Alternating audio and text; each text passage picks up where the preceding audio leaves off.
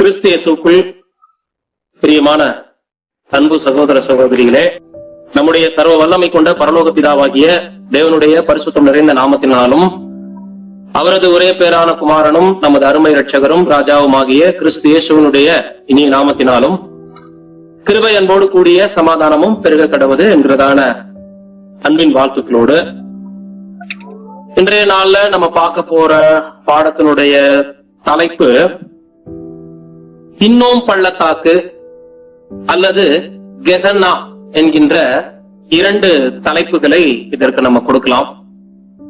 ஹின்னோம் பள்ளத்தாக்கு அல்லது கெஹன்னா. இதனுடைய ஆதார வசன பகுதி மார்க்கு 9ஆம் அதிகாரம் 43 தொடங்கி 48 முடிய வாசிக்க கேட்போம். மார்க்கு 9ஆம் அதிகாரம் 43 முதல் 48 முடிய.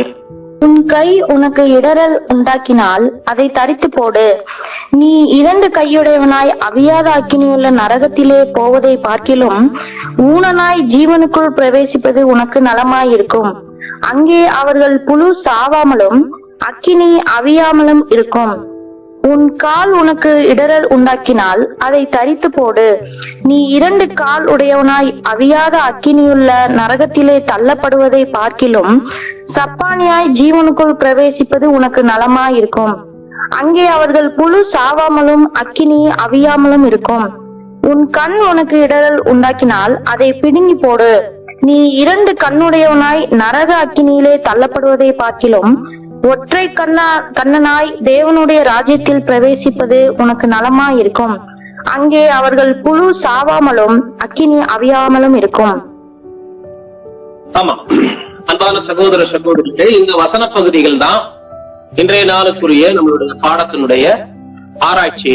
அன்புக்குரிய சகோதர சகோதரிகள், பிரியமான சகோதர சகோதரிகளே, இன்றைக்கு கிறிஸ்தவ மதம் மிகவும் பிரபலமாக போதிக்கின்ற நரக போதனை, ஒரு சித்திரவதை அளிக்கக்கூடிய ஸ்தலமாகிய போதனைக்கு மிக மிக ஆதாரமாக திகழக்கூடிய வசன பகுதிகள் தான் இந்த ஒரு வசன பகுதிகள்.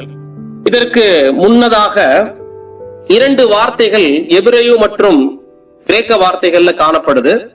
ஒன்று சியோல், அது பழைய ஏற்பாடு எங்கும் காணப்படக்கூடிய நரகம், பாதாளம் மற்றும் பிரேதக்குழி போன்ற வார்த்தைகளுடைய மொழிபெயர்ப்புகள் அந்த சியோல் என்ற வார்த்தையிலிருந்து வந்தது. இரண்டாவது புதிய ஏற்பாட்டினுடைய கிரேக்க வார்த்தை ஹேடஸ் என்ற ஒரு வார்த்தை. அந்த வார்த்தையும் பாதாளம், படுகுழி, மரித்தவரின் உலகம், இப்படி எல்லாம் நரகம் அப்படிலாம் மொழிபெயர்த்திருக்கிறாங்க. பட் அந்த 2 வார்த்தைகளும் ஒன்று எபிரேயு, இன்னொன்று கிரேக்க வார்த்தையாக இருந்துட்டாலும் இரண்டினுடைய பொருள் ஒண்ணுதான். மனிதன் மரித்த பிறகு அவனை புதைக்கக்கூடிய இடம், மனிதனை அடக்கம் செய்கின்ற இடம் தான் வேதத்துல பாதாளம், நரகம், படுகுழி இப்படி எல்லாம் மொழிபெயர்த்துட்டாங்க. ஆனா பிரியமான சகோதர சகோதரிகளே, இந்த இடத்துல ஆண்டவர் பேசக்கூடிய இந்த ஒரு வார்த்தைகள் நரகம், அக்னி, புழுக்கள், இதுக்கெல்லாம் எப்படி நம்ம கல்லறை என்றும் குழி என்றும் விளக்கம் கொடுக்க முடியும்? சாதாரணமான மரித்த பிறகு மனிதனை புதைக்கின்ற ஒரு இடம் என்று சொல்ற அளவுக்கு இல்லாம கர்த்தர் இங்க பயன்படுத்தி இருக்கக்கூடிய சீரியஸான வார்த்தைகளை கவனிச்சீங்க அப்படின்னா, அங்கே புழுக்கள் சாகாமலும் அக்கினி அவியாமலும் இருக்கும்னு சொல்றத ரிப்பீட் பண்ணிக்கிட்டே இருக்கிறார். கவனிச்சீங்களா? அந்த 3-4 முறை. அதுல எவ்வளவு சீரியஸா சொல்றாரு அப்படின்னா, உன் கை உனக்கு இடறல் உண்டாக்கினால் கையவே நீ வெட்டி போட்டுரு, தரிச்சு போட்டுரு. 2 கையோட நீ எரிகின்ற நரகத்துல தள்ளப்படுவதை பார்க்கிலும் ஒற்றை கையுடையவனாக நீ என்ன பண்ணலாம்னா ஜீவனுக்குள் பிரவேசி. அங்க பரலோகம்ங்கிற வார்த்தை வரல, அதை நீங்க அண்டர்லைன் பண்ணணும் எல்லாருமே. ஜீவனுக்குள் பிரவேசிக்கிறத பத்தியும் நரகத்துக்கு போறத பத்தியும் பேசியிருக்கிறாரு. பரலோகம் அப்படின்ற வார்த்தை அங்க பயன்படுத்தப்படல. ஆனால் அநேகர் என்ன ஒரு கன்க்ளூஷனுக்கு வந்துக்கிறாங்கன்னா, ஜீவன் சொல்லிட்டனாலே நிச்சயமாக இது பரலோகத்தையும் நரகத்தையும் பற்றினது. அன்பான சகோதர சகோதரிகளே, இந்த ஒரு கிரீக்க வார்த்தை, இந்த இடத்துல ஆண்டவர் பயன்படுத்தி இருக்கிற கிரீக்க வார்த்தை இதுதான் கெஹன்னா அல்லது ஹின்னோம். எபிரேயு பாஷையில ஹின்னோம், HINNOM, கிரீக்கு பாஷையில கெஹன்னா, GEHENNA, கெஹன்னா. இதுதான் கர்த்தர் இந்த இடத்துல பயன்படுத்தி இருக்கிற அந்த ஒரு வார்த்தை. நரகம், நரகம் என்று வரக்கூடிய இடத்துல கெஹன்னா என்கின்ற கிரேக்க வார்த்தையை அங்க பயன்படுத்தி இருக்கிறார். மொழிபெயர்ப்பாளர்கள் அதை நரகம், நரகம் எரிகின்ற இடம் அப்படின்னு, ஏன்னா அது அக்னி அவியாமலும் புழுக்கள் சாகாமலும் இருக்குன்னு சொல்லிட்டதுனால அந்த மாதிரியான ஒரு புரிதல்ல பழைய ஏற்பாட்டிலையும் நரகம், பாதாளம் அப்படின்னு வந்திருந்ததுனால புதிய ஏற்பாட்டிலையும் அப்படிப்பட்ட மொழிபெயர்ப்புகள், அந்த சியோல் மற்றும் ஹேடஸ் என்ற வார்த்தையினுடைய மொழிபெயர்ப்புகள் இருந்ததுனால அதற்கு ஒப்பாக இதையும் என்ன பண்ணிட்டாங்கன்னா நரகம் என்ற போதனையை உறுதிப்படுத்துவதற்குன்னு போட்டாங்க. நரகம் அப்படின்னு போட்டாங்க. பிரியமான சகோதர சகோதரிகளே, இன்றைக்கு கிறிஸ்தவ உலகத்தில் பழைய ஏற்பாட்டில் இருக்கக்கூடிய அந்த சியோலை குறிச்சும் ஹேடஸ குறிச்சும் புதிய ஏற்பாட்டில் இருக்கக்கூடிய ஹேடஸ் என்ற வார்த்தையையும் பாதாளம், பிரேத குழிங்கிறத ப்ரூவ் பண்ணிடலாம் ஈஸியா. ஆனால் ஆண்டவருடைய வாயிலிருந்து வெளிப்பட்ட இந்த போதனையை பத்தி அவ்வளவு சுலபமாக நம்மளால யாரையும் நம்ப வச்சிட முடியாது. ஏன்னா அங்க கொடுத்திருக்கக்கூடிய வார்த்தை அவியாத அக்னி மற்றும் புழுக்கள் ஆகாது. இதனால இன்னைக்கு பாஸ்டர்ஸுங்க என்ன பண்ணிட்டு இருக்கிறாங்க, ராப்பகலாக அந்த அவியாத அக்னி எரிகின்ற அந்த நெருப்பு தளல் இருக்கக்கூடிய அக்னிக்கு, நரகத்திற்கு எந்த ஆத்துமாக்களும் போயிடக்கூடாது, ராப்பகலாக வாதிக்கப்பட்டுடுவாங்க, நெருப்புல புழுக்கள் தோன்றி அவங்கள வேற கடிச்சுக்கிட்டு இருக்குன்னு சொல்லிட்டு இந்த ஒரு ஆண்டவருடைய போதனையில இருந்துதான் புராணங்கள்லயும் கூட வேறு மதங்கள்ல கூட எண்ணெய், வடச்சட்டி, புழுக்கள் இந்த மாதிரி தண்டனை கொடுக்கறது, எண்ணெயில போட்டு பொறிச்சு எடுப்பாங்க, அக்னி சூளையில போட்டு வறுத்து எடுப்பாங்க, ராப்பகலாக அந்த ஆத்துமாக்கள் அங்கே வீசப்பட்டு அழுது கொண்டே இருப்பாங்க. இப்படி எல்லாம் போதிக்கப்படக்கூடிய போதனைக்கு அடித்தளமாக அமைந்ததும் கூட ஆண்டவருடைய இந்த போதனை தான். இதை நம்ம பிட் அப்படின்னோ கிரேவ் அப்படின்னோ சொல்ல முடியாத அளவுக்கு, இது ஒரு மரித்தவரின் உலகம் என்று சொல்ல முடியாத அளவுக்கு, வேதனை படுத்தக்கூடிய ஒரு இடம் என்று நம்பப்படும் அளவுக்கு இது ஆயிடுச்சு. இந்த கெஹன்னா அப்படின்ற இந்த வார்த்தை புதிய ஏற்பாட்டுல 12 முறை வரும். முதலாவது கர்த்தர் இயேசு பேசியிருக்கிற எந்த வார்த்தைகளையும் நேரடியாக நம்ம எடுக்கக்கூடாது. கர்த்தர் இயேசு பேசினதை மாத்திரமில்ல, பரிசுத்த வேதாகமத்தில் காணப்படக்கூடிய எந்த வேத எழுத்துக்களின் தன்மைகளையும் அது நேரடியா, அடையாளங்களா, ஓமையா என்று கண்டறிந்து அதன் மேல் நம்ம வைப்பது மகா பரிசுத்தமான விசுவாசம் என்று நம்ம பார்த்திருக்கிறோம். அப்படி பார்க்கும் பொழுது கர்த்தர் பயன்படுத்தி இருக்கிற இந்த வார்த்தை கெஹன்னா, நரகம் என்று மொழிபெயர்க்கப்பட்டது, அல்லது அவியாத அக்னி, புழுக்கள் சாகாது என்று சொல்லப்பட்டிருக்கக்கூடிய இந்த காரியங்கள் எல்லாம் எதை பற்றினது என்று முதலாவது நம்ம யோசிக்கணும், தியானிக்கணும். பிறகு அதனுடைய ஆவிக்குரிய அர்த்தத்தை நம்ம தேடணும். உண்மையிலேயே கர்த்தர் பேசியிருக்கிற இந்த ஒரு கெஹன்னா என்பது ஒரு பள்ளத்தாக்கை குறிக்கக்கூடிய ஒரு வார்த்தை. இந்த பள்ளத்தாக்குக்கு பேரு தான் ஹின்னோம் பள்ளத்தாக்கு. ஹின்னோம் பள்ளத்தாக்கு என்று சொல்லும் போது இங்க என்ன நடக்கும் என்று பார்த்தீங்க அப்படின்னா, நிறைய குப்பை கழிவுகள், செத்து போன மிருகங்களுடைய, ஆடு, மாடு, குதிரைகள், ஒட்டகங்கள், நாய்கள் என்று செத்து போன மிருகங்களுடைய உடல்கள், அப்புறம் பாத்தீங்கன்னா கொடிய தவறுகளை செய்து சமூக விரோத செயல்களில் ஈடுபட்ட குற்றவாளிகளை, திருடர்களை கொன்று கொலை செய்து என்ன பண்ணிடுவாங்கன்னா இந்த ஒரு பள்ளத்தாக்குல தூக்கி போட்டுடுவாங்க. இந்த தூக்கி எறியப்பட்ட அந்த ஒரு பள்ளத்தாக்கு பாத்தீங்கன்னா, இந்த ஹின்னோம் பள்ளத்தாக்கு என்பது எருசலேம் நகரத்திற்கு 12 நுழைவு வாயில்கள் இருக்கு. அதுல ஒரு வாசலுக்கு பேரு குப்பை மேட்டு வாசல் என்று நம்ம படிப்போம் இல்லைங்களா? அந்த குப்பை மேட்டு வாசல் தான் இந்த ஹின்னோம் பள்ளத்தாக்கு. இந்த குப்பை மேட்டு வாசல் அல்லது ஹின்னோம் பள்ளத்தாக்கு எப்படி உருவானது, எப்படி தோன்றியது, தேவன் இதை ஏன் அனுமதிச்சார்? குப்பை கூலங்களையும், அசுத்தமான பொருட்களையும், மிருகங்களுடைய உடல் பாகங்களையும், அடக்கம் பண்ணப்படாத பிரேதங்களையும். ஏன் அடக்கம் பண்ணப்படாத பிரேதங்கள்னு சொல்றோம் அப்படின்னா, சமாதிகள், கல்லறைகள் கொடுப்பது கூட ஒரு கனத்திற்குரிய ஒரு விஷயம், நல்லவர்களுக்கு கொடுக்கிறது. அதையும் கூட, அதாவது உலகத்துல தேவனுடைய பார்வையில யாரும் நீதிமான்கள் இல்லதான், ஆனாலும் அதுலயும் இங்க கவனிக்கும் போது மிக மிக கிரிமினல்களுக்கு கொடுக்கக்கூடிய தண்டனை, கொலை செய்து அதே பள்ளத்தாக்குல தூக்கி எறியும் போது நெருப்பு ஒரு நொடி பொழுது கூட அதுல அவியாம எரிஞ்சுக்கிட்டே இருக்குமா? அதுல இருந்து ஒருவேளை ஏதாவது ஒரு பொருட்கள் மிஸ் ஆச்சு அப்படின்னா, நெருப்புல இருந்து தப்பிச்சுச்சு அப்படின்னா, நெருப்பில் அகப்படாத பொருட்களை அந்த புழுக்கள் தின்றுமா. இப்படி புழுக்களும் நெருப்பும் மாறி மாறி பொருட்களை அழிக்கக்கூடிய வேலையை செய்யுது. கழிவுகளையும் குப்பைகளையும் இறைச்சிகளையும் அந்த மனித உடல் கழிவுகளையும் மற்றும் மிருகங்களுடைய உடல் கழிவுகளையும் அழிக்கக்கூடிய வேலைகளை தொடர்ந்து பூச்சியும் அந்த ஒரு நெருப்பும் செஞ்சுக்கிட்டே இருக்கும்னு சொல்றாங்க. பிரியமான சகோதர சகோதரிகளே, இந்த ஒரு குப்பை மேட்டு வாசலை தான் கெகன்னாவை மைண்ட்ல வச்சுதான் கர்த்தர் இயேசு இந்த இடத்துல நமக்கு பேசியிருக்கிறாரு. இந்த ஒரு கெகன்னா அல்லது ஹின்னோம் பள்ளத்தாக்கு, அதை குறித்த பழைய ஏற்பாட்டு வசன பகுதியை வாசிப்போம். எரேமியா 7ஆம் அதிகாரம் 31 முதல் 34 முடிய. எரேமியா 7ஆம் அதிகாரம் 31 முதல் 34 முடிய வாசிங்க சகோதரி. தங்கள் குமாரரையும் தங்கள் குமாரத்திகளையும் அக்கினியிலே தகனிக்கிறதற்காக அவர்கள் இன்னும் குமாரனின் பள்ளத்தாக்கில் உள்ள தோப்பேத்தின் மேடைகளை கட்டினார்கள். அதை நான் கட்டளையிடவும் இல்லை, அது என் மனதில் தோன்றவும் இல்லை. ஆதலால் இதோ நாட்கள் வரும் என்று கர்த்தர் சொல்கிறார். அப்பொழுது அது அப்புறம் தோப்பேத் என்றும் இன்னும் குமாரின் பள்ளத்தாக்கென்றும் சொல்லப்படாமல்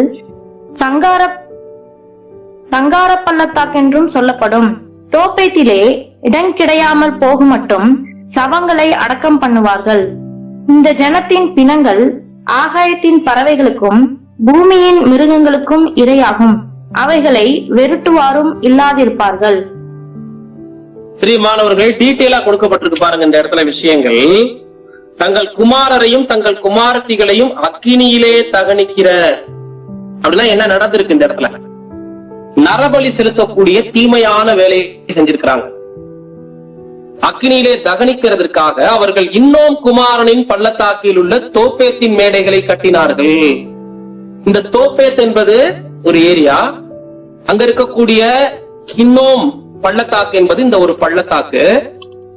அங்க என்ன பண்ணாங்க அப்படின்னா, மேடைகளை கட்டி மேலேகு சிலை கேள்விப்பட்டிருப்பீங்க. பாகால், மேலேகு சிலை இப்படி போன்ற விக்கிரகங்கள் அங்கே உயரமாக விக்கிரகங்களை செய்து அங்க தங்களுடைய குழந்தைகளை என்ன பண்ணிருக்காங்கன்னா அவங்க நரபலி செலுத்தியிருக்கிறாங்க.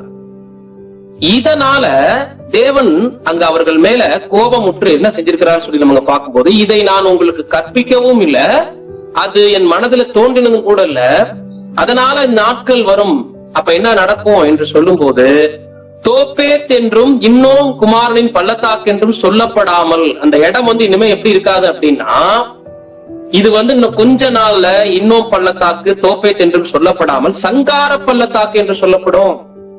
தோப்பேத்திலே இடம் கிடையாமற் போகும் மட்டும் சவங்களை அடக்கம் பண்ணுவார்கள். இந்த ஜனத்தின் பிணங்கள் ஆகாயத்தின் பறவைகளுக்கும் பூமியின் மிருகங்களுக்கும் இரையாகும்.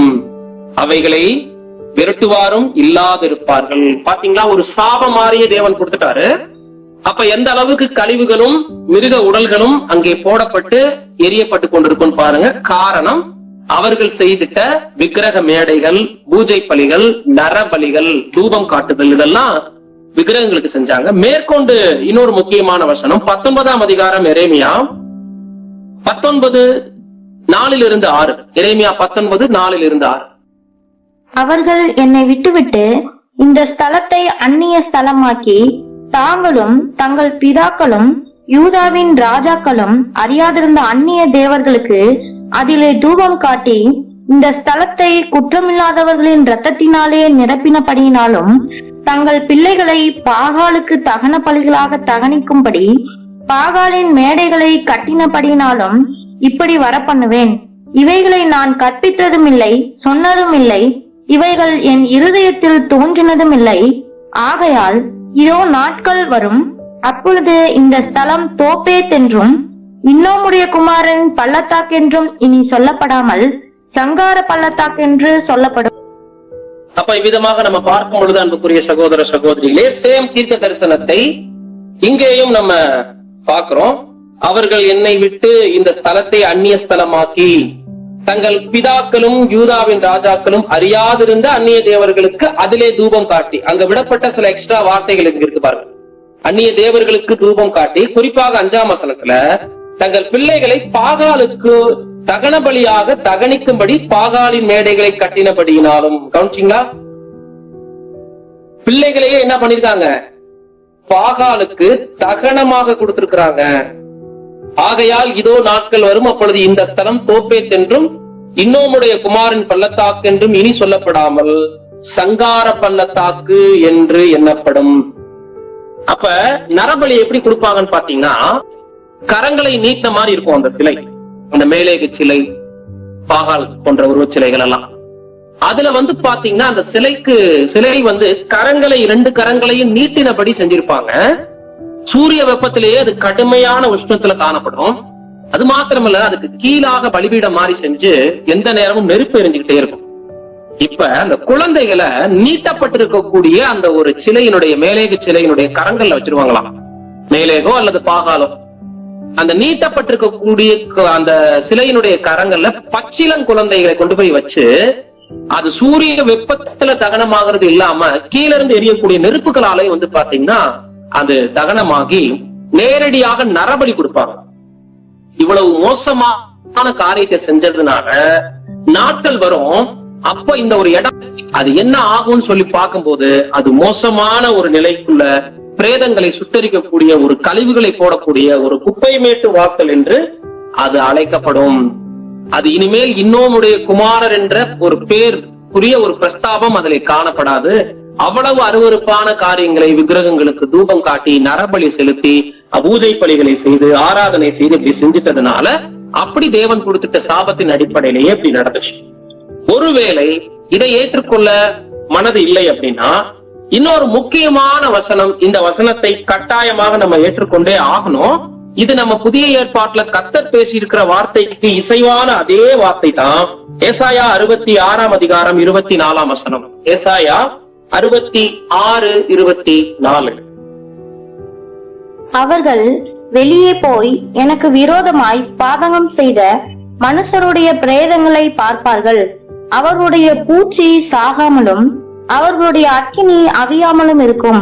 அவர்கள் மாம்சமான யாவருக்கும் அரோசிகமாயிருப்பார்கள். கவனிச்சீங்களா? புதிய ஏற்பாட்டுல கர்த்தர் இயேசு பேசினது எரி நரகம், வேதனை உள்ள இடம், கொதிக்கிற நெருப்பு. புழுக்கள் நேரடியா அந்த மனிதர்களுடைய ஆத்மாவை சித்திரவதைப்படுத்திக்கிட்டே இருக்கும், சாப்பிட்டுக்கிட்டே இருக்கும், முண்டிக்கிட்டே இருக்கும். பத்தாவதுக்கு நெருப்பு அவர்களை சுட்டரிக்கும். இப்படி எல்லாம் போதிக்கப்பட்டிருந்த அந்த உபதேசமானது நம்மளால் நம்பப்படுகிற அப்படிப்பட்ட உபதேசம் உண்மை அப்படின்னா, இந்த இடத்துல இங்க ஒரு பள்ளத்தாக்கை பத்தி பேசிட்டு அதே வார்த்தையை தேவன் நமக்கு ஒரு ஆதாரமாக, ஒரு ஆராய்ச்சிக்காக கொடுத்திருக்கிறார். அவர்கள் வெளியே போய், பட்டணத்தை விட்டு வெளியே போய் எனக்கு விரோதமாய் பாவம் செய்த மனுஷருடைய பிரேதங்களை பார்ப்பார்கள். இதுதான் அந்த குப்பை மேட்டு வாசல் என்று சொல்லப்படுகிற கெகனா. பிரேதங்களை பார்ப்பார்கள். அவர்களுடைய பூச்சி சாகாமலும் அவர்களுடைய அக்னி அவியாமலும் இருக்கும். அவர்கள் மாம்சமான யாவருக்கும் ஆரோசிகமாயிருப்பார்கள். ஒரு கேவலமான ஒரு தண்டனை. இவங்களுடைய பிரேதங்களை கூட வாங்கி யாரும் அடக்கம் பண்றதுக்கு வாய்ப்பில்லை அப்படிங்கிற அளவுக்கு மோசமான ஒரு கொலை குற்றத்தை செய்தவர்களுக்கு தண்டனையை கொடுத்து அவர்களை கொன்று அதுல தூக்கி எல்லாம் வீசியிருக்கிறாங்க. இப்படி ஒரு கேவலமான ஒரு தண்டனையை தரக்கூடிய ஒரு பள்ளத்தாக்கு தான் மோசமான ஒரு அருவருக்க தகுந்த குப்பைகள், கூலங்கள், அசுத்தங்கள் இருக்கக்கூடிய ஒரு பெரிய பள்ளத்தாக்கு தான். இப்ப நமது ஊர்ல இருக்கக்கூடிய கழிவுகளை எல்லாம் ஒரு இடத்துல குவிச்சு வச்சு அந்த இடத்த நம்ம போய் பார்த்தோம்னா எப்படி இருக்கும்? அந்த குப்பை மேடு, குப்பையே ஒரு மேடா மாறி பள்ளத்தாக்கா மாறி இருக்கும் இல்லைங்களா? அந்த மாதிரி எருசலேம் நகரத்தினுடைய ஒரு வாசல் குப்பை மேட்டு வாசலாக பின்னால வந்துருச்சு. இப்ப கேள்வி என்னன்னா, கர்த்தர் இயேசு பேசினது நேரடியான நரகத்தை பத்தி இல்ல, அங்க இருக்கக்கூடிய அக்னியும் புழுக்களும் நேரடியான விளக்கங்களை கொண்டது இல்ல அப்படின்னு நம்ம தெரிஞ்சுக்கிட்டோம். அதற்கு ஆதாரமாக பழைய ஏற்பாட்டிலையும் அதனுடைய விளக்கங்களை பார்த்தாச்சு. அங்கேயும் புழுக்கள் சாவாமலும் அக்னி அவியாமலும் இருக்கின்ற வசனத்தையும் நம்ம உறுதிப்படுத்தியாச்சு. அது நேரடியான ஒரு பள்ளத்தாக்கை பற்றி, குப்பை மேட்டை பற்றி பேசின வார்த்தை என்பதை உறுதிப்படுத்தியாச்சு. அப்படின்னா கர்த்தர் இயேசு ஏன் இந்த விஷயத்தை பேசினாருங்கிற 2வது கேள்வி நமக்கு எழுப்புது இல்லைங்களா? குப்பை மேட்டு வாசல் தான், கழிவுகளை கொட்டக்கூடிய இடம் தான், மனிதர்களுடைய பிரேதங்கள் வீசப்படுகின்ற ஒரு இடம் தான், நேரடியான புழுக்களும் நெருப்பும் எரிகின்ற ஒரு இடம் தான், நரகம் இல்லையே. அப்படி இருக்கும் போது கர்த்தர் இயேசு ஏன் ஆதார வசனத்துல உன் கை உனக்கு இடரல் உண்டாக்கினால் அவைகளை தரித்து போடு. உன் கால் உனக்கு இடரல் உண்டாக்கினால் அவைகளை தரித்து போடு. உன் கண் உனக்கு இடரல் உண்டாக்கினால் அவைகளையும் தரித்து போடு. ஒற்றை கையுடையவனாய், ஒற்றை கால் உடையவனாய், ஒற்றை கண் உடையவனாய் நீ பரலோகத்துக்கு வா அப்படிங்கிற அர்த்தத்துல ஜீவனுக்குன்னு சொல்லியிருக்கிறாரு, பரலோகத்துக்குன்னு சொல்லல. ஆனா நரகத்துக்கு நீ போவதை பார்க்கலுங்கிற ஒரு வார்த்தையை பயன்படுத்தி இந்த இடத்துல ஏன் சொல்லணும்? நேரடியான ஒரு குப்பை மேடு தானே, நெருப்பு எரிகின்ற ஒரு இடம் தானே. கழிவுகளை சுட்டரிக்கக்கூடிய விஷயத்துல இருந்து கர்த்தர் இயேசு என்ன கற்றுக் கொடுக்க நமக்கு விரும்புகிறார்? பிரியமான சகோதர சகோதரிகளே, மற்ற அடையாளங்களையும் உவமைகளையும் கருத்தில் கொண்டு நம்ம படிச்சது மாதிரிதான் இந்த பாடத்தையும் நம்ம கவனிக்கணும்.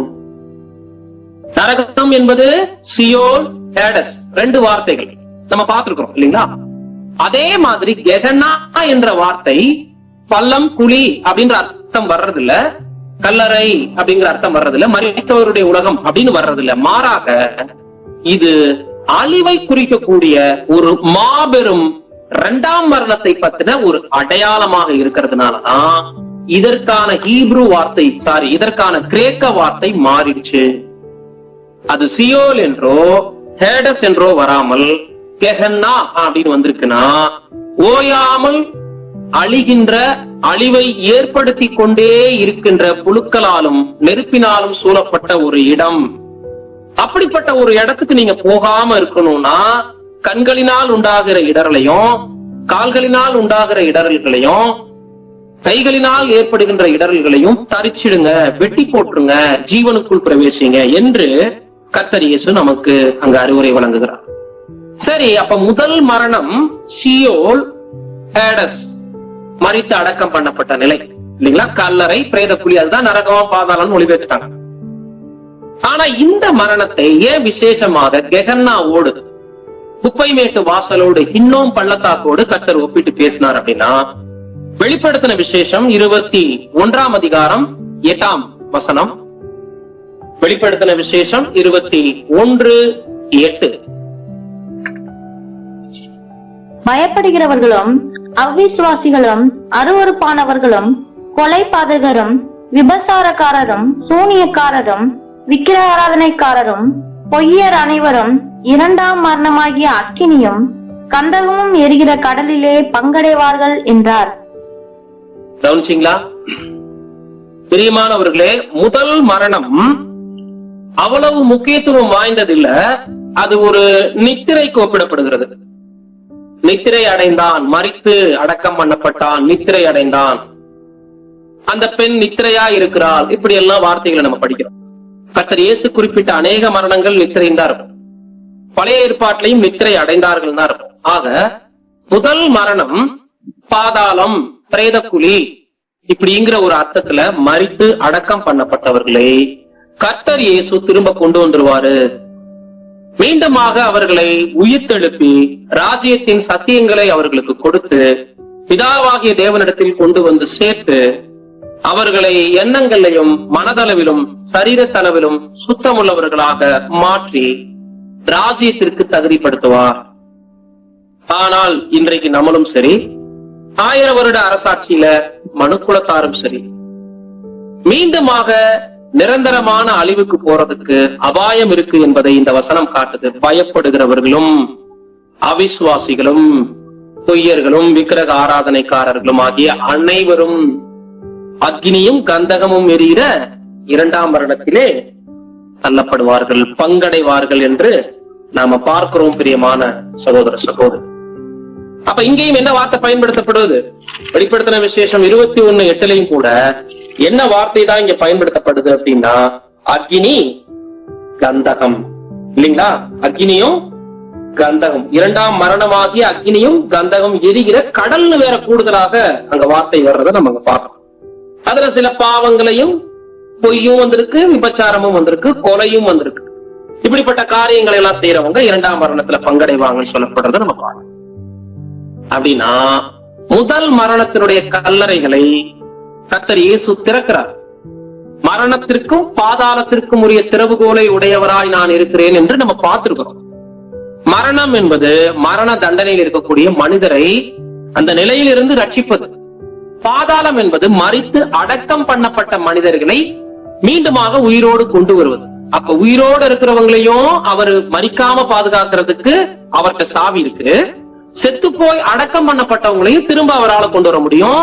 இதுதான் மரணத்திற்கும் பாதாளத்திற்கும் உரிய திறவுகோல். அது அவர்கிட்ட இருக்கு.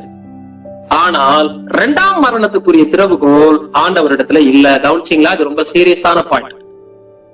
முதல் மரணத்தில் மரித்து அடக்கம் பண்ணப்பட்டவர்களை அவர் கொண்டு வர்றதுக்கான ரைட்ஸ் வாங்கியிருக்கிறார் தேவனிடத்துல இருந்து, தன்னை ஒப்பு கொடுத்ததுனால.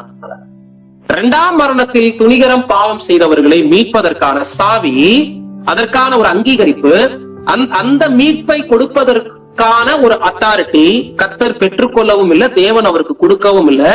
இதை குறித்து எபிரேயர் 10ஆம் அதிகாரம் 26 தொடங்கி 29 முடிய வாசிக்க கேட்போம். எபிரேயர் 10:26 முதல் 29 முடிய. சத்தியத்தை அறியும் அறிவை அடைந்த பின்பு நாம் மனப்பூர்வமாய் பாவம் செய்கிறவர்களாய் இருந்தால் பாவங்களின் நிமித்தம் செலுத்தத்தக்க வேறொரு பழி இனி இராமல் நியாய தீர்ப்பு வரும் என்று பயத்தோடு எதிர்பார்க்குதலும் விரோதிகளை பட்சிக்கும் கோபாக்கினையுமே இருக்கும். மோசேயினுடைய பிரமாணத்தை தள்ளுகிறவன் இரக்கம் பெறாமல் 2-3 சாட்சிகளின் வாக்கினாலே சாகிறானே. தேவனுடைய குமாரனை காலின் கீழ் மிதித்து தன்னை பரிசுத்தம் செய்த உடன்படிக்கையின் இரத்தத்தை அசுத்தம் என்று எண்ணி கிருபையின் ஆவியை நிந்திக்கிறவன் எவ்வளவு கொடிதான ஆக்கினைக்கு பாத்திரவானாய் இருப்பான் என்பதை யோசித்து பாருங்கள். அண்டர்லைன் பண்ண வேண்டிய வார்த்தை அதுதான், கொடிதான ஆக்கினை. முதல் மரணம் கொடிதான ஆக்கினை அல்ல, அது நித்திரை. ஆனால் இரண்டாம் மரணம் எதன் அடிப்படையில யாருக்கு தரப்படுது அப்படின்னா, தேவனுடைய குமாரனை காலின் கீழ் மிதித்து தன்னை பரிசுத்தம் பண்ணின ரத்தத்தை சாதாரணமாக எண்ணி, அசுத்தம் என்று எண்ணி கிடையாது, சாதாரணமாக எண்ணி கிருபையின் ஆவியை நிந்திச்சிட்டாங்க. இவங்க பல முறை இவர்களுக்கான எச்சரிப்புகளும் ஆலோசனைகளும் அறிவுரைகளும் புத்திமதிகளும் கொடுக்கப்பட்டு பரிசுத்தாவியை பெற்று தேவனுடைய வார்த்தைகளின் உபதேசங்களை புரிந்து கொண்டும் கூட மீண்டும் மீண்டும் சத்தியத்தை அறிகிற அறிவை அடைந்தும் மனப்பூர்வ பாவிகளாக இவங்க மாறிட்டாங்க. மனப்பூர்வமான பாவம் செய்யறதுனா என்னங்க?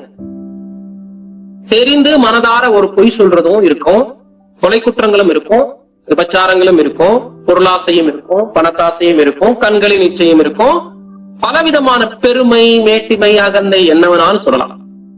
ஆக இதுதான் சத்தியம், இதுதான் வழி, இது சரியான பாதை என்று அறிந்து கர்த்தர் இயேசுவினால் மீட்கப்பட்டு நீதியின் வஸ்திரத்தை பெற்றுக்கொண்டு நீதிமான்கள் ஆக்கப்பட்ட பின்பு, பிரியமான சகோதர சகோதரிகளே, மறுபடியும் ஒருவர் மனப்பூர்வமாக பாவம் செய்வாரானால் அந்த ஒரு பாவத்திற்கு மன்னிப்பு கிடையாது.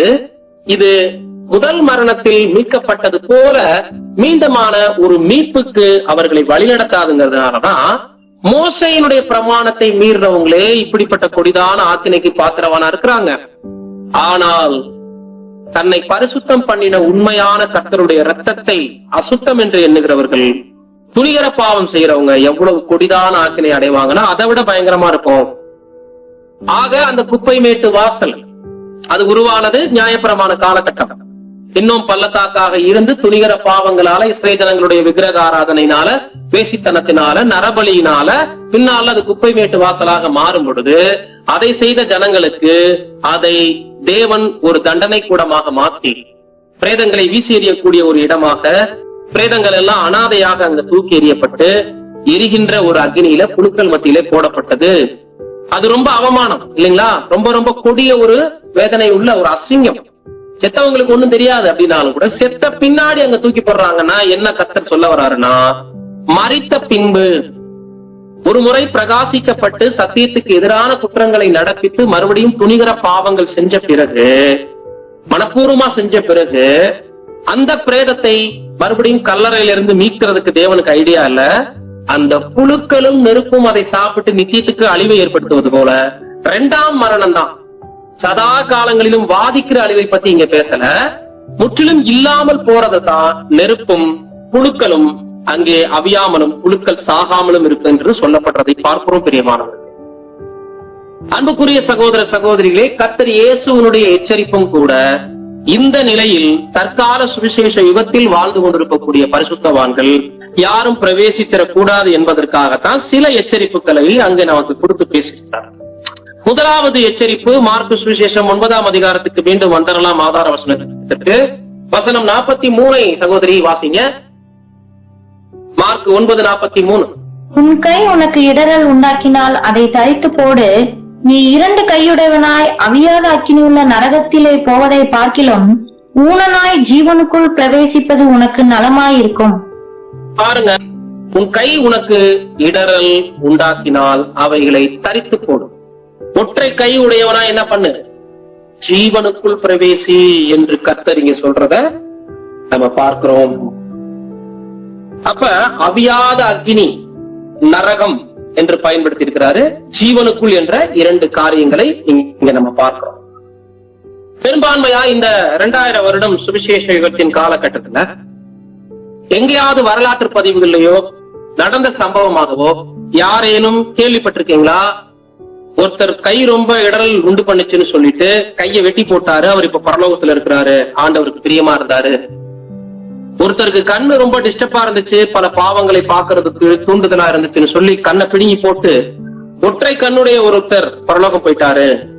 அல்லது நிறைய பேர் பரலோகத்துல ஒரு கண்ணு இல்லாம இருக்கிறாங்க, அல்லது ஒத்த கால் இல்லாம இருக்கிறாங்க, கால் போகக்கூடாத இடத்துக்கெல்லாம் போயிருக்கு, அதனால அவரே அந்த காலை பிடிக்காம அருவாள் எடுத்து தன் காலை வெட்டிக்கிட்டாரு, ஒரு காலோட பரலோகம் போயிட்டாருன்னு சொல்லி யாருக்காவது சரித்திரங்கள் இருக்கா?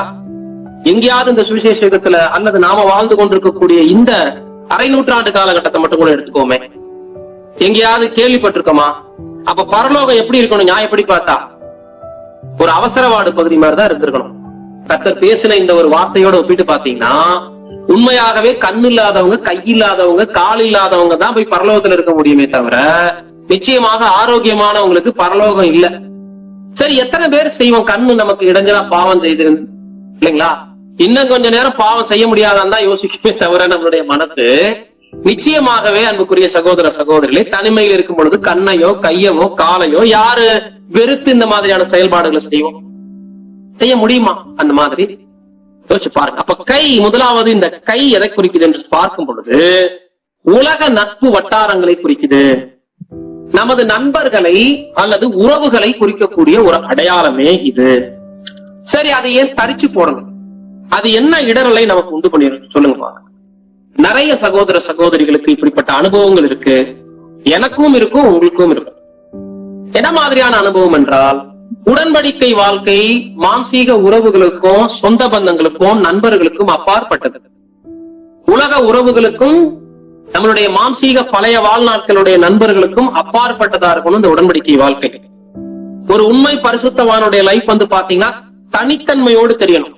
அவருடைய நட்பு, அவருடைய பேச்சுக்கள், அவருடைய சொந்த பந்தங்கள், அவர் கலந்து கொள்ளக்கூடிய விழா கூடங்கள், அவருடைய வார்த்தைகள், நடத்தைகள் எல்லாமே பாத்தீங்கன்னா ஒரு பரிசுத்தவானுக்குரிய காரியங்களாக காணப்படணும்.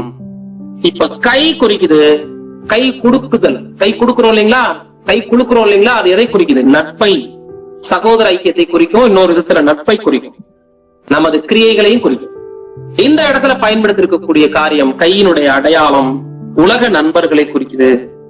சத்தியத்துக்கு வந்த பிறகு நிறைய அரசியல் தொடர்புள்ள நண்பர்கள் நமக்கு இருக்கலாம், நண்பர்களாக சினிமா தொடர்புடையவர்கள் கூட இருக்கலாம், தொழில் தொடர்புடையவர்கள் இருக்கலாம், இன்னும் பலவிதமாக உடன்படிக்கை வாழ்க்கைக்கு அப்பாற்பட்ட செயல்பாடுகளை செய்யக்கூடிய, தவறான பாதைக்கு வழிநடத்தக்கூடிய, போதைப் பொருளுக்கு அடிமையா இருக்கக்கூடிய நண்பர்கள் நமக்கு இருக்கலாம். ஜாஸ்தி விழா காலங்களுக்கு நம்மளை அழைத்துக் கொண்டே இருக்கக்கூடிய உறவுகள், நண்பர்கள் நமக்கு இருக்கலாம். இதை தரிச்சு போடுறது இப்ப எதை குறிக்குது அப்படின்னா, அநேக நேரங்கள்ல சொல்லுவோம், நண்பர்களோட போயிட்டோம், அதனால இந்த தவறை நாங்க செஞ்சுட்டோம். சத்தியத்துல இல்லாம உறவுகளோட நாங்க போய் இருந்துட்டோம், அந்த நேரத்துல தேவனை தொழுது கொள்ள முடியல, ஆராதிக்க முடியல, மாம்சீக உறவுகள் எங்களை வற்புறுத்திட்டாங்க, நண்பர்கள் இந்த தவறை செய்யறதுக்கு ஊக்கப்படுத்திட்டனால இந்த தவறை நாங்க செஞ்சுட்டோம், இப்படி எல்லாம் நம்ம சொல்லுவோம் இல்லைங்களா? இதை செய்யறதுனால பரலோகம் போக முடியுமான்னு கர்த்தர் கேட்கிறாரு. இப்ப கை எனக்கு இடரல் உண்டாயிடுச்சு, என் நண்பன் மாத்திரம் ஊத்தி கொடுக்கலன்னா நான் குடிச்சிருக்க மாட்டேன்னு சொல்லிட்டு ஒரு குடிகாரன் சொல்றாருன்னு வச்சுக்கோங்க.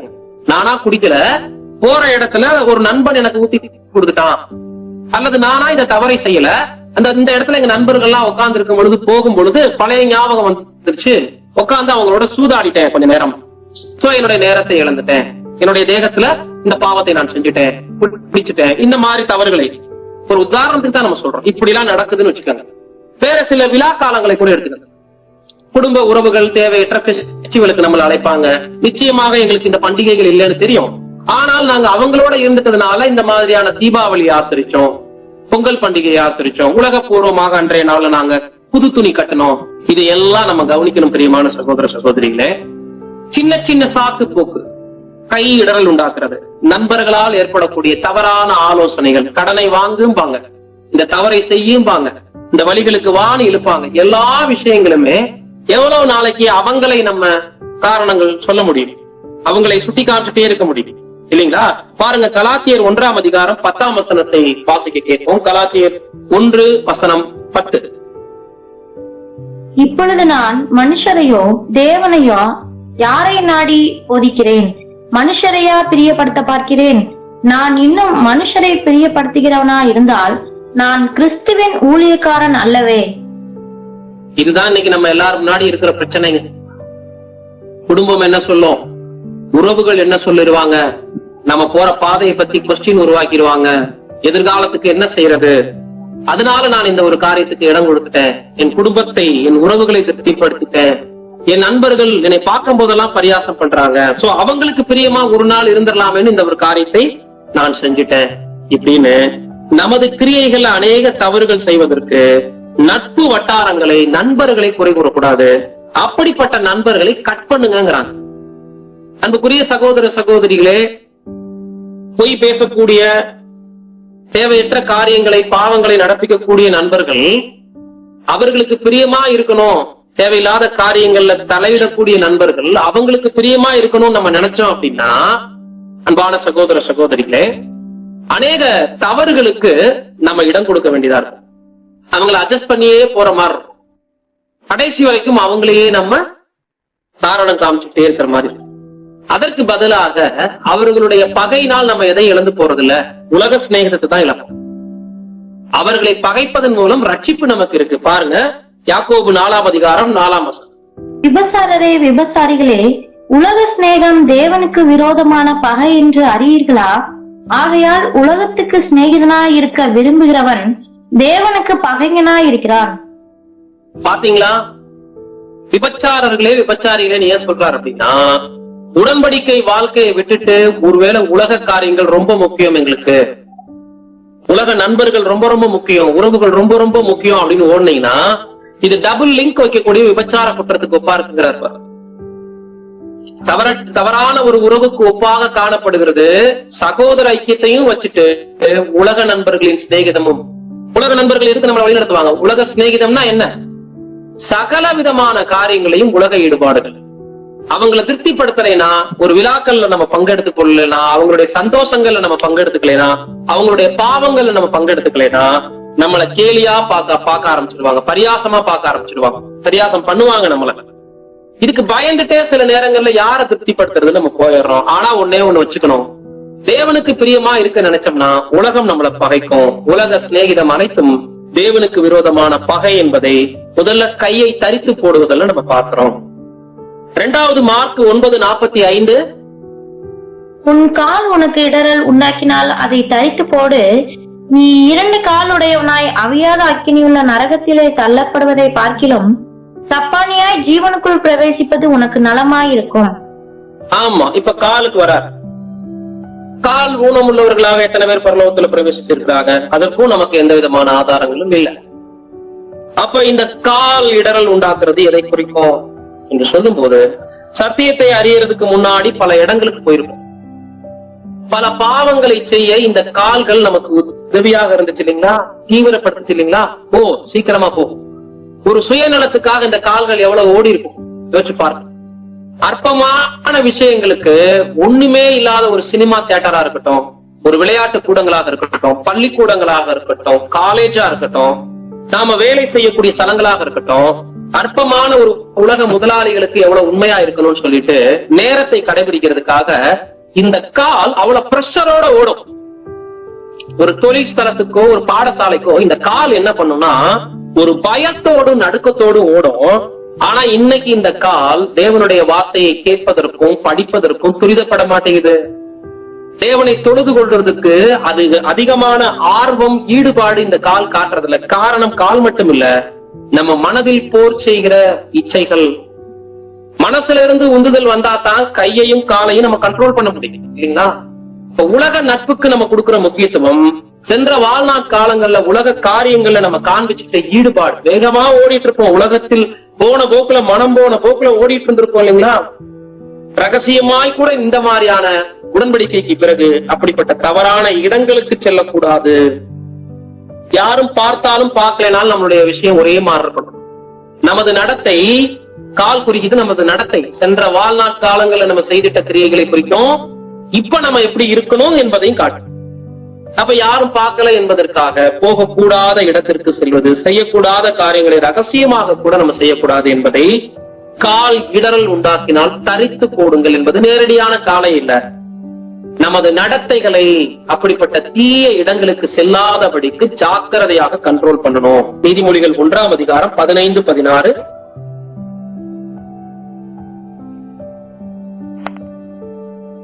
என் மகனே, நீ அவர்களோடே வழி நடவாமல் உன் காலை அவர்கள் பாதைக்கு விலக்குவாயாக. அவர்கள் கால்கள் தீங்கு செய்ய ஓடி ரத்தம் சிந்த தீ விரிக்கிறது. பாத்தீங்களா? உலக ஜனங்களுடைய கால்கள் தீங்கு செய்ய விரைந்தோடி ரத்தம் சிந்த தீ விரிக்கிறது. அன்றாட வாழ்நாட்கள்ல உலக ஜனங்களுடைய மனநிலையை கவனிச்சு பாத்தீங்களா? ஒவ்வொரு மனிதனுக்கும் பொழுது எப்படி விடியுது, எப்படி முடியுது, அதுக்குள்ள அதுக்கு இடைப்பட்ட கேப்ல யார் உயிரோட வீட்டுக்கு வர்றாங்க, யார் வரலங்கிறது நிச்சயம் இருக்கா? காரணம் என்ன? எல்லாருடைய ரத்தத்திலையும் சுயநல வெறி, பணம் சம்பாதிக்கணும், ஒருவர் உயிரை குடிக்கணும், ஒருத்தருக்கு ஒருத்தர் துரோகம் செய்யணும், ஒருத்தரை ஒருத்தர் ஓவர்டேக் பண்ணி போகணும். சாதாரண ஒரு வாகன ஓட்டிகள்ல இருந்து, ஒரு வியாபாரிகள்ல இருந்து, ஒரு தொழில் செய்யறவங்கல இருந்து எல்லா இடங்கள்லயும் போட்டி, பொறாமை, சண்டை, கலகம். உடன்படிக்கைக்கு பிறகு நமது நடத்தைகள் இவ்வாறு இருக்கக்கூடாது. உடன்படிக்கை பரிசுத்தவான்களுக்கு உள்ளத்துக்குன்னு ஒரு சமாதானம் இருக்கணும். அது உலகத்தாரோடு உலகமாக நம்ம ஓடுறதுக்கு இங்க வரல. நம்மளுடைய ஓட்டம் வேற, அதை நோக்கி நம்ம பிரயாணம் இருக்கணுங்கிறது அவர்கள் உணர்ந்தவர்களாக காணப்படணும். தேவையற்ற எந்த நிகழ்வுகளுக்கும் நம்ம தீவிரப்பட்டு போவது, யோசிக்காமல் போவது, போயிட்டு வந்துட்டு அப்படிப்பட்ட காரியங்களை கலந்து கொண்ட பிறகு அதனால் ஏற்படக்கூடிய விளைவுகளை குறித்து சகோதர சகோதரிகளிடம் புலம்புவது, ஜெபத்திற்கு போகாமல் இருப்பது, தேவனுக்கு எதிரான செயல் என்று தெரிந்த பிறகு துக்கப்படுவது, இதெல்லாம் நடக்கும். அப்ப முன்னாடியே உணர்ச்சி வசத்தை கட் பண்ணிட்டா, இதுதான் கால்களை தரித்து போடுவது என்பது. தீய வழிகளுக்கு நம்மை நடத்தி செல்லக்கூடிய எண்ணங்களையும் சிந்தனைகளையும் நமக்குள்ள இருந்து தரித்து போடணும், புறம்பாக்கணும். நீதிமொழிகள் 16, 17 கூட வாசிங்க. 16ஆம் அதிகாரம் 17ஆம் வசனம். தீமையை விட்டு விலகுவதே செம்மையானவர்களுக்கு சமனான பாதை. தன் நடையை கவனித்திருக்கிறவன் தன் ஆத்மாவை காக்கிறான். பாத்தீங்களா? தீமை அப்படின்னு தெரிஞ்சிட்டாலே அதை விட்டு விலகிறோம். நம்ம எல்லாரும் நன்மையை விரும்புறோம், மாற்றுக்கருக்கு இல்ல. ஆனால் தீமையை விட்டு விலகுவதுதான் ஒரு நீதிமானுக்கு சமனான பாதை என்பதை ஒருபோதும் மறந்துடக்கூடாது. அன்புக்குரிய சகோதர சகோதரிகள், ஒரு நீதிமானுக்கு தேவன் வைத்திருக்கக்கூடிய ஒரு அருமையான ஒரு கண்டிஷன், ஒரு எச்சரிப்பு, தீமையை விட்டு விலகுவதே செம்மையானவர்களுக்கு சமனான பாதை. தன் நடையை கவனித்திருக்கிறவன் தன் ஆத்மாவை காக்கிறான். அப்படின்னா ஒவ்வொரு நாளும் என் பாதை எங்க போயிட்டு இருக்கு? நடைனா என்ன? நேரடியான காலையில் நமது நடத்தைகளை, நமது ஜீவிக்கும் முறையை, நமது வாழ்க்கையினுடைய நோக்கங்களை, பிரயாசங்களை கவனித்திருக்கிறவன் நிச்சயமாக ஜீவனுக்குள் பிரவேசிப்பான் என்பதையே இந்த வசனம் குறிப்பிடுகிறது. மூன்றாவதாக பார்க்கும் பொழுது அன்புக்குரிய சகோதர சகோதரிகளே, கண் இடரல் உண்டாக்குவதை குறித்து வாசிக்கலாம். 9ஆம் அதிகாரம் மார்க்கு 47. உன் கண் உனக்கு இடரல் உண்டாக்கினால் அதை பிடுங்கி போடு. நீ 2 கண்ணுடையவனாய் நரக அக்கினியிலே தள்ளப்படுவதை பார்க்கிலும் ஒற்றை கண்ணனாய் தேவனுடைய ராஜ்யத்தில் பிரவேசிப்பது உனக்கு நலமாயிருக்கும். பாத்தீங்களா பிரியமான சகோதர சகோதரிகளே, இங்க கண்ணையும் அதே மாதிரி சொல்றாரு. உன் கண் உனக்கு இடரல் உண்டாக்கிடுச்சுன்னா அதை தரித்து போடு. ஒற்றை கண்ணோடு நீ ஜீவனுக்குள் பிரவேசி, நரகத்துக்குள்ள அவியாத அக்கினிக்குள்ள போயிட வேண்டாம். 3 விஷயத்துல கர்த்தர் இங்க நமது உடன்படிக்கை வாழ்க்கையை உள்ளடக்கிட்டாரு.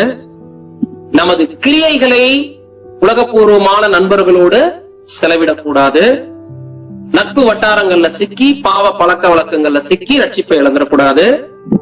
நடத்தைகள் உலகத்திற்கு ஒத்த வேஷம் தரிக்கக்கூடிய பண்டிகைகள், விழா காலங்கள், சினிமா தியேட்டர்ஸ் மற்றும் பலவிதமான தேவையற்ற இடங்களுக்கு போவது. அப்ப கண்கள் குறிக்குது. கண்களின் இச்சை இடையூறாக இருக்கக்கூடிய காரியங்கள், பாவத்தை தூண்டக்கூடிய விதிமுறைகள், எதெல்லாம் நம்மளுடைய கண்களின் இச்சையாக இருந்து நம்மளை பாவத்தை தூண்டும். மாம்ச இச்சைகளை சொல்லலாம், பொருளாசையை சொல்லலாம், இன்னும் சொல்ல போனா நிறைய கவர்ச்சிகரமான உலகப்பூர்வமான பலவிதமான உலகத்தின் இச்சைகளையும் நம்ம கண்கள் வழியாக தான் நம்ம பார்க்கிறோம். ஒரு அழகை சொல்லலாம், சௌந்தரியத்தை சொல்லலாம், நகை நட்டுகளை சொல்லலாம், பணங்காசை சொல்லலாம், காரு, வீடு, பங்களான்னு பொருட்களை நம்ம கவனிக்கக்கூடிய பொருட்களையும் சொல்லலாம், மாமிச இச்சைகளை தூண்டக்கூடிய விஷயங்களும் சொல்லலாம். ஒரு மனிதன் கரங்கள் வழியாகவும் கால்கள் வழியாகவும் நடத்தைகளையும் கிரியைகளையும் அவன் வெளிப்படுத்துவதற்கு முன்பதாக கண் வழியாகவே இத்தனை தூண்டுதல்களும் பாவ வழிகளும் அந்த மனிதனுக்கு முதலாவது ஆபத்தை விளைவிக்குது. கண்ணை தரிச்சு போடுறதுன்னா என்னங்க? நேரடியாக எடுத்துக்கொண்டால் கூட பார்க்க கூடாத காட்சிகளை பார்க்க வேண்டாம் என்று நம்ம எச்சரிக்கப்படுறோம் இல்லைங்களா? பொதுவாக சத்தியத்திலேயே இல்லைனாலும் இதெல்லாம் பார்க்க கூடாது என்ற ஒரு விஷயத்தை நமது குழந்தைகளுக்கு நம்ம கத்துக் கொடுக்கிறோம். டிவியில இந்த காட்சியை பார்க்காத, இது பாரு, இது தவறான பாதைக்கு உன்னை வழி நடத்தும், இது தப்பு, இது நல்லது, இதை கவனி, இதை பாரு. இந்த மாதிரி நிறைய விஷயங்களை நம்ம சொல்லிட்டே போலாம்.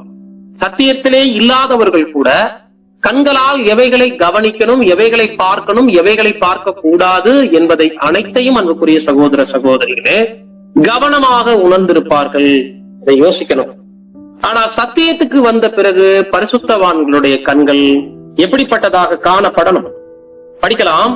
1 யோவான் 2ஆம் அதிகாரம் 16ஆம் வசனம். 1 யோவான் 2:16.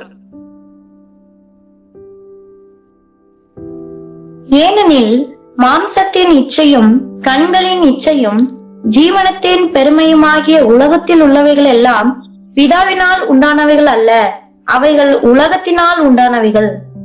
பாத்தீங்களா? மாம்சத்தின் இச்சை, கண்களின் இச்சை, ஜீவனத்தின் பெருமை எல்லாமே உலகத்தினால் உண்டானவைகள். இது தேவனிடத்திலிருந்து வரலங்கிறார். மாம்சம் ஒரு இச்சையை தூண்டுது. மாம்சத்துக்கும் ஒரு இச்சை இருக்கு, கவனிச்சீங்களா? அது உதாரணத்துக்கு நிறைய நம்மளுடைய உணவுப் பொருள்களை நம்மள சாப்பிடும்படி கண்ட்ரோல் இல்லாத அளவுக்கு சாப்பாட்டை சாப்பிட வைக்குது இல்லைங்களா? அது கூட ஒரு இச்சை.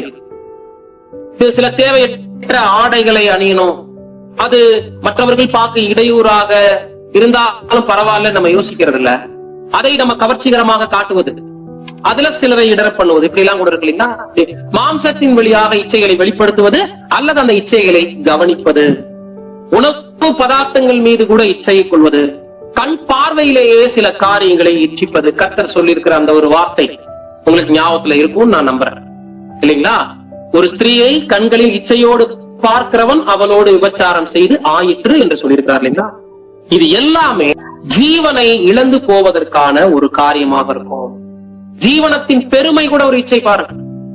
கண்களின் இச்சை, மாம்சத்தின் இச்சைன்னு சொல்லிட்டு ஜீவனத்தின் பெருமைனா என்ன அர்த்தம்னா, வாழ்க்கை நம்ம வாழ்ந்து கொண்டிருக்கக்கூடிய வாழ்க்கையில கூட ஒரு பெருமையின் வெளிப்பாடு இருந்துட்டே இருந்துச்சுன்னா, எது செய்தாலும் பிறர் பார்க்கணும் நினைச்சு செய்யறது, பாராட்டுக்களை பெறணும்னு நினைச்சு செஞ்சோம்னா அது ஜீவிக்கிறதுலயே காணப்படக்கூடிய பெருமை. சிலர் ஒரு இப்படி விலை உயர்ந்த ஒரு கார் வச்சிருக்கணும், அதை பார்க்கும் போது எல்லாரும் பார்த்துட்டு ரொம்ப ஆச்சரியப்படணும், எல்லாரும் பார்க்கும்படி பெரிய வீடு கட்டணும், சமுதாயத்துல முன்னேறணும், இப்படி எல்லாம் உலகத்தார் சொல்றது எதை வெளிப்படுத்துதுன்னா ஜீவனத்தில் அவங்க வெளிப்படுத்தக்கூடிய பெருமையை வெளிப்படுத்து.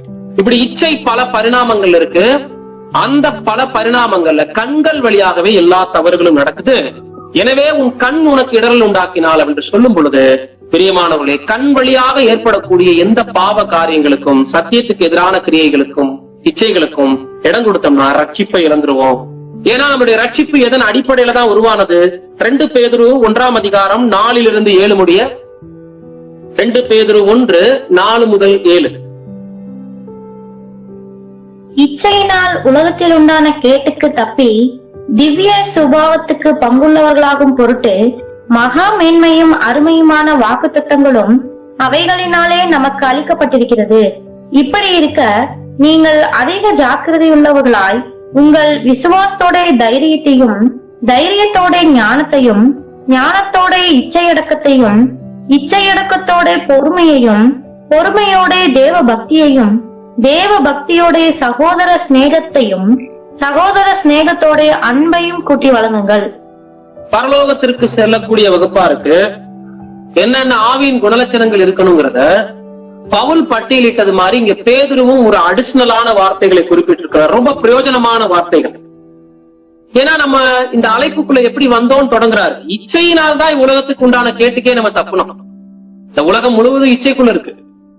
அந்த இச்சை இல்லைன்னா இன்னைக்கு கொலை இல்ல, அந்த இச்சை இல்லைன்னா திருட்டு இல்ல, அந்த இச்சை இல்லைன்னா பொய் இல்ல, அந்த இச்சை இல்லைன்னா தீவிரவாதம் இல்ல, அந்த இச்சை இல்லைன்னா ஜாதி இல்ல, மதம் இல்ல, எந்த விதமான தீமைகள் இந்த உலகத்துக்குள்ள இல்ல.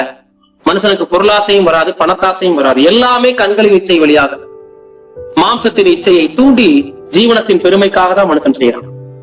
இப்படி இதுல இருந்து தப்பிக்கும்படி வந்த நாம என்ன செய்யணும்னு சொல்றாரு.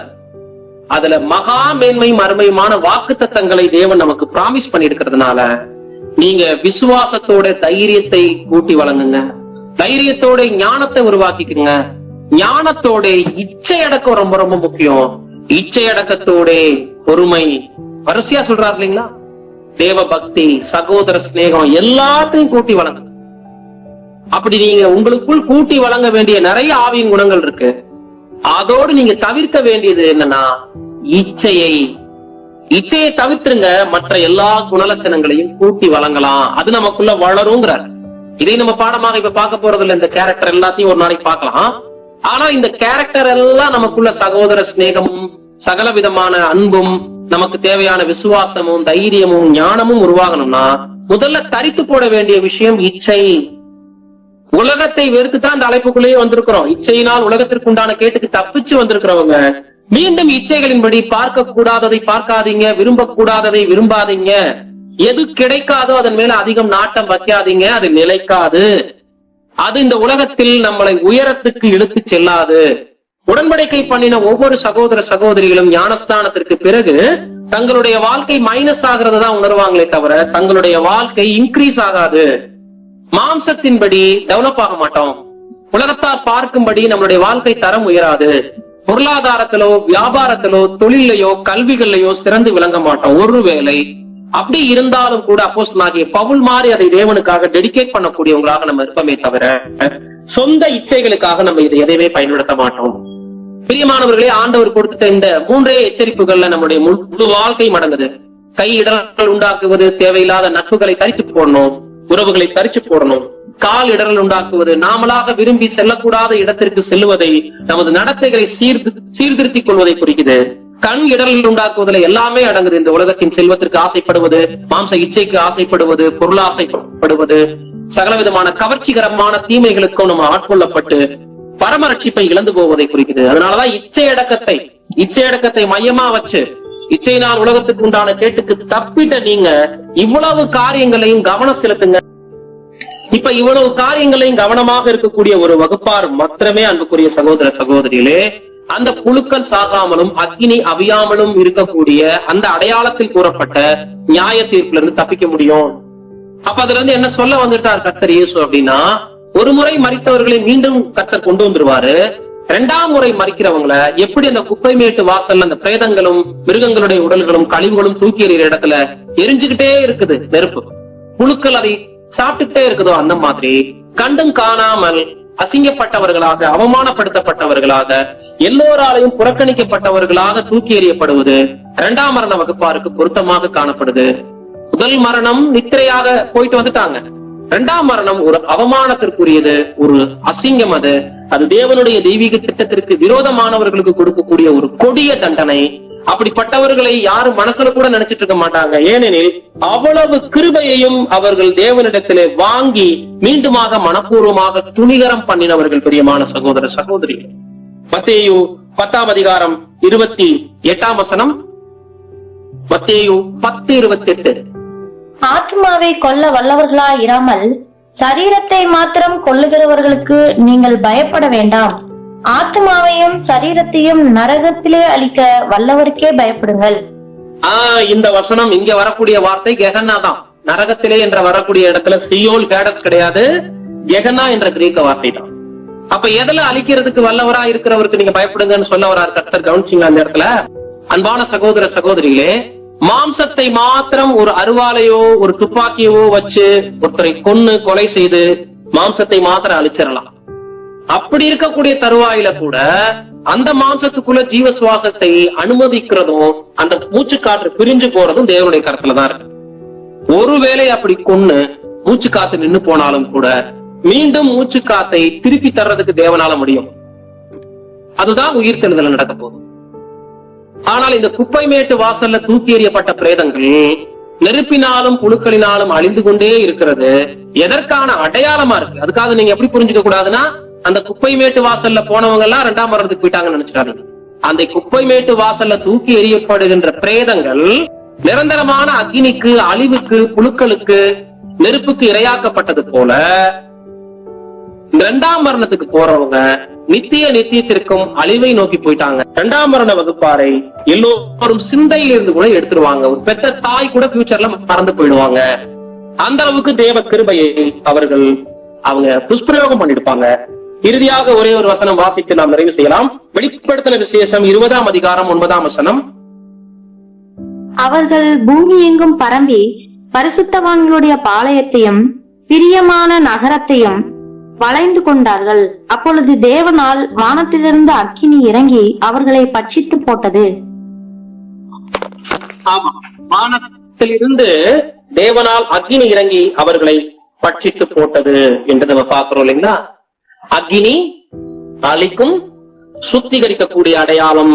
அந்த ஒரு வார்த்தைக்காகத்தான் இந்த வசனத்தை நாம இந்த இடத்துல படிச்சோம். உயிர்த்தெழுதலுக்கு பிறகு கூட மனப்பூர்வமாக பாவம் செய்யக்கூடியவர்களை 2ஆம் மரண வகுப்பாரை பற்றின வசனம். அப்படி துணிகரமாய் பாவம் செய்யறவங்களுக்கு வானத்திலிருந்து அக்கினி என்பது தேவனுடைய நியாய தீர்ப்பை குறிக்குது. அக்கினி நியாய தீர்ப்பை குறிக்குது. இந்த இடத்துல வானத்திலிருந்து என்று சொல்லுவது அது தேவனுடைய கரத்தில் இருந்து வந்து அவர்களை பட்சிக்கும். விதமாக துணிகரமாய் பாவம் செய்கிறவர்களுக்கு மீண்டும் பரிந்துரை கிடையாது. மீண்டும் ஒரு முறை கர்த்தர் சிலுவையில் அறையப்பட மாட்டார்.